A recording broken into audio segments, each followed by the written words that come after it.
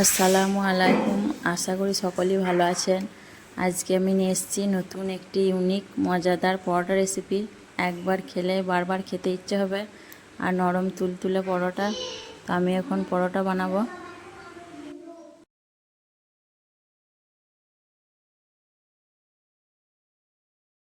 পরোটা তৈরির জন্য আমি এখানে কিছু উপকরণ নিয়েছি।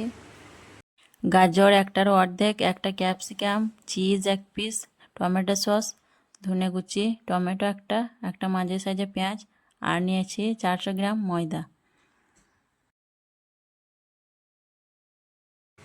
এখন একটা গ্রেটার দিয়ে আমি সবজিগুলো ভালোভাবে গ্রেট করে নেব।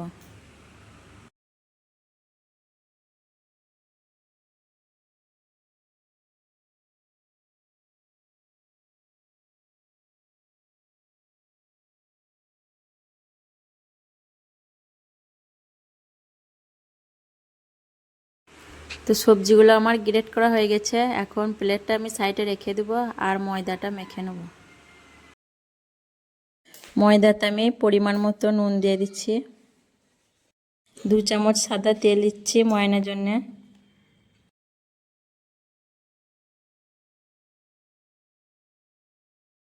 ময়ানটা এখন খুব ভালো করে মাখিয়ে নেব।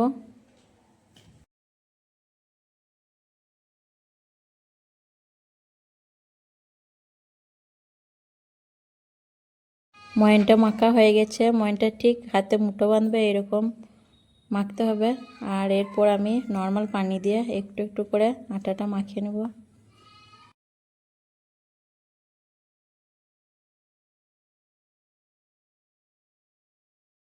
ময়দাটা মাখা হয়ে গেছে ভালোভাবে। ময়দাটা ঠিক আমি এরকম মেখেছি, নরমও মাখিনি শক্ত মাখিনি, মাঝামাঝি মেখেছি।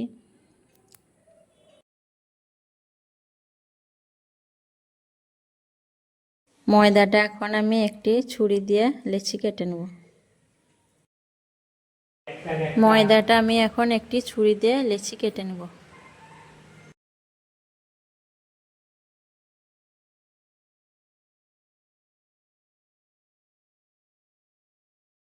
লেচিগুলো একটু গোল করে শেপ দিয়ে দেবো।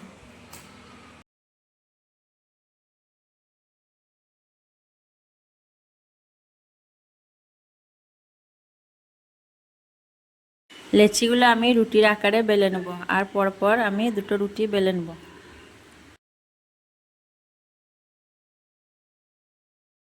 রুটিটা বেলা হয়ে গেছে। ধনেপাতা কুচিটা অর্ধেক দিয়ে দিচ্ছি আর সবজিগুলো এখন সব ভালোভাবে মিশিয়ে নেব।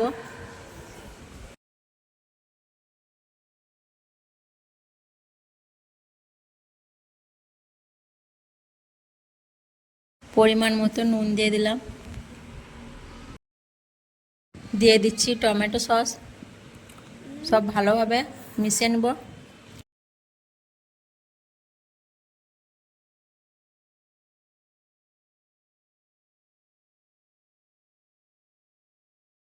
সবজির পুরটা এখন আমি চামচ দিয়ে রুটির ওপরে ভালোভাবে ছড়িয়ে দেব।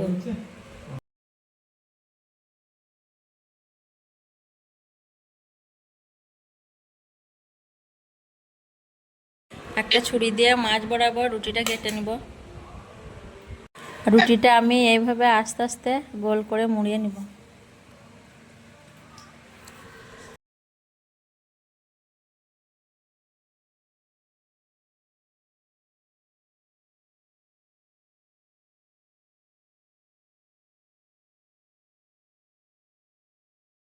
রুটিটা মোড়ানো হয়ে গেছে। এখন নিচেটা আর উপরটা খুব ভালোভাবে ভিতর দিয়ে মুড়িয়ে নেব, নইলে ভিতরে পুরটা বেরিয়ে আসার ভয় থাকবে।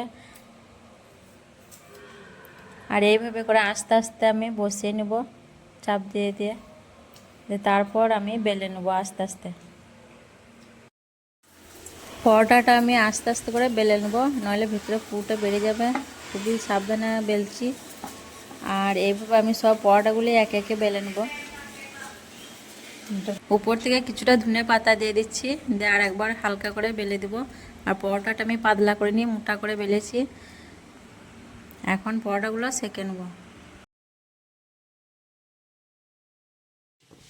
তাওয়াটা গরম হয়ে গেছে, এখন পরোটাটা দিয়ে দেব। কিছুক্ষণ এই পিঠটা হওয়ার পর একবার পাল্টিয়ে দিচ্ছি। আর পরোটাগুলো আমি কম আছে ভাজবো, কারণ বেশি আছে ভাজলে পরোটার উপরটা পুড়ে যাবে আর ভিতরটা কাঁচা থাকবে। আর এইভাবে আমি পরোটাগুলো উল্টে পাল্টে কম আছে ভাজতে থাকবো। কিছুক্ষণ সেকেন্ডের পর উপর থেকে সাদা তেল দিয়ে দিচ্ছি পরোটা ভাজার জন্য। আর এখানে ঘি দিয়েও ভাজা যেতে পারে, আমি সাদা তেল দিয়েই ভাজছি। আর এইভাবে সব পরোটাগুলো ভাজবো। পরোটাটা আমার লাল লাল করে ভাজা হয়ে গেছে, এখন তুলে নিচ্ছি।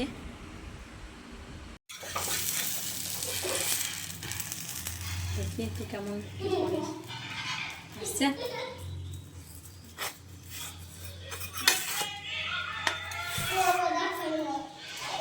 পরোটাগুলো আমার সব ভাজা হয়ে গেছে, আর কি সুন্দর কালার হয়েছে দেখুন পরোটাটা।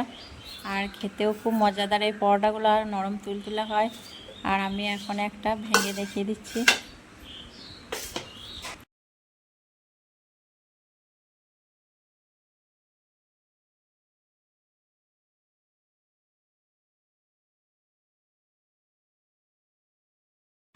পরোটাটা দেখুন কত নরম তুলতুলে হয়েছে। আমি আরেকটা পরোটা ভেঙে দেখিয়ে দিচ্ছি কত সুন্দর হয়েছে। পরোটার ভিতরটা আমি দেখিয়ে দিচ্ছি কেটে কত লোভনীয় হয়েছে। আর পরোটাটা খুবই নরম তুলতুলে হয়েছে। অবশ্যই একবার বাড়িতে বানিয়ে খেয়ে দেখবেন কত মজাদার। আর আমার রেসিপিগুলো যদি ভালো লাগে অবশ্যই লাইক কমেন্ট শেয়ার করবেন, আর আমাদের চ্যানেলটা সাবস্ক্রাইব করে আমাদের পাশে থাকবেন। সকলেই ভালো থাকবেন, সুস্থ থাকবেন। দেখুন পরোটার ভিতরটা কতটা লোভনীয় আর নরম তুলতুলে হয়েছে। পরোটাটা গরম আছে তাই আমি ঠিক ভালোভাবে দেখাতে পারছি না। তো সকলেই ভালো থাকবেন, আসবো আবার পরের ভিডিওয়। আল্লাহ হাফিজ।